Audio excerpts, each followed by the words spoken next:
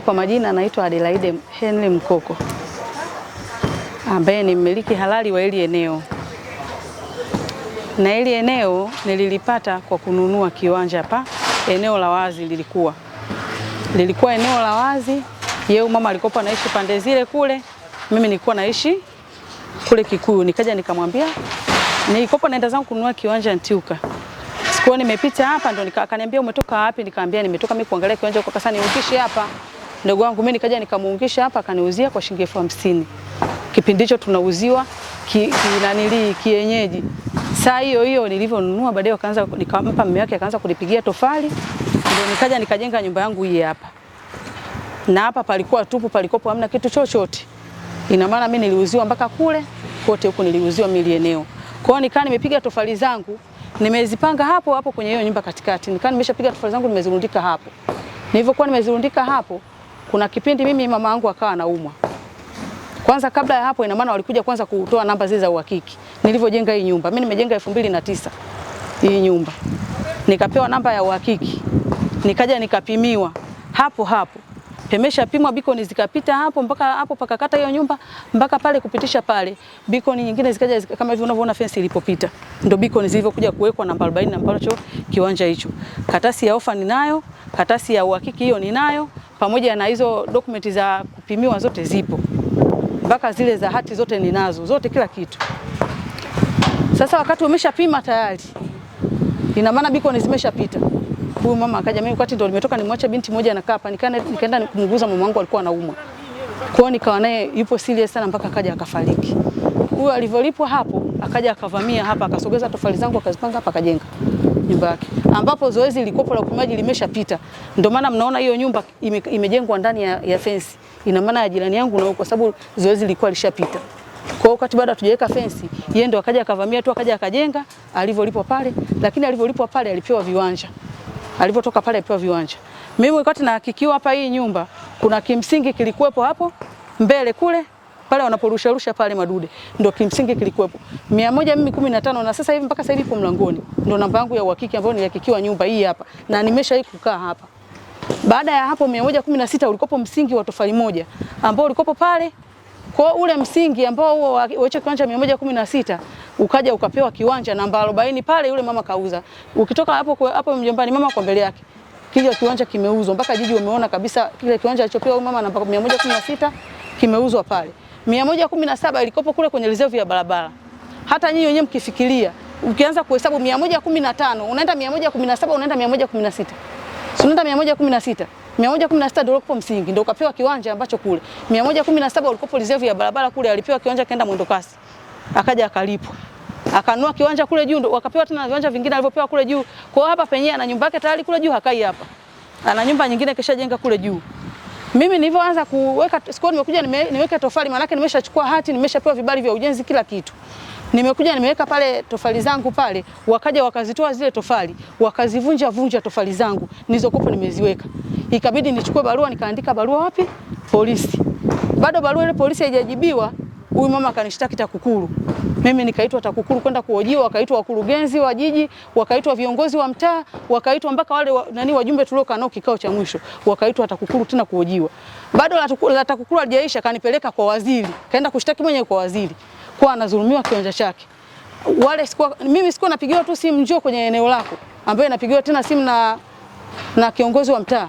Ananiambia huko wameitwa viongozi wamepewa agizo pamoja na waziri, kamishna anakuja na kundi lake hapo site. Nafika hapa nakuta wenzangu wameshakaa pale.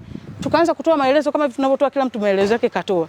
Baadaye waziri akasemaje, sisi tunaenda kuangalia ambaye mwenye halali wa hili eneo, kuanzia zile dokumenti zote na kila kitu, kama na barua za malalamiko ziliandikwa kila kitu. Tunakuja tunafanyaje?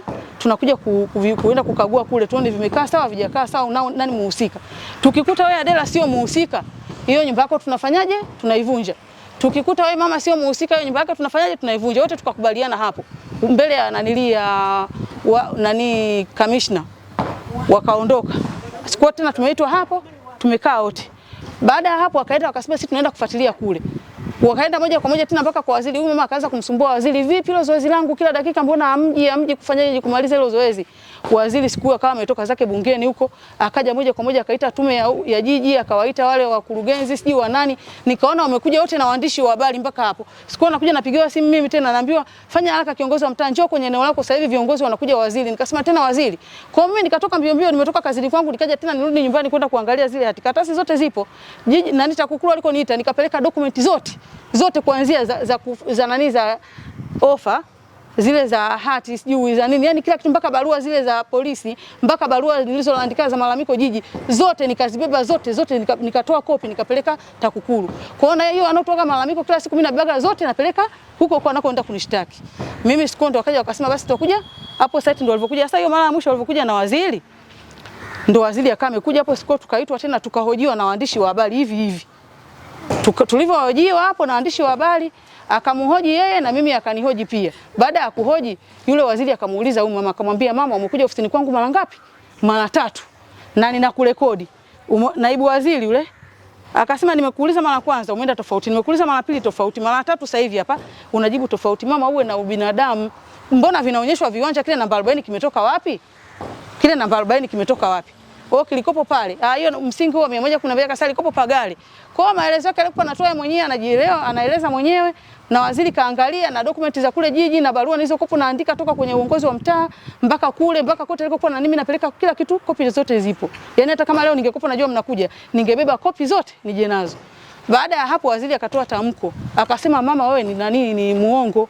Yaani kuanzia leo sisi tunajua kabisa dokumenti. Yule akasema lete faili hilo, akamwomba faili nanili kamishna, akatoa ile faili. Akaambia unaona karatasi ya kwanza?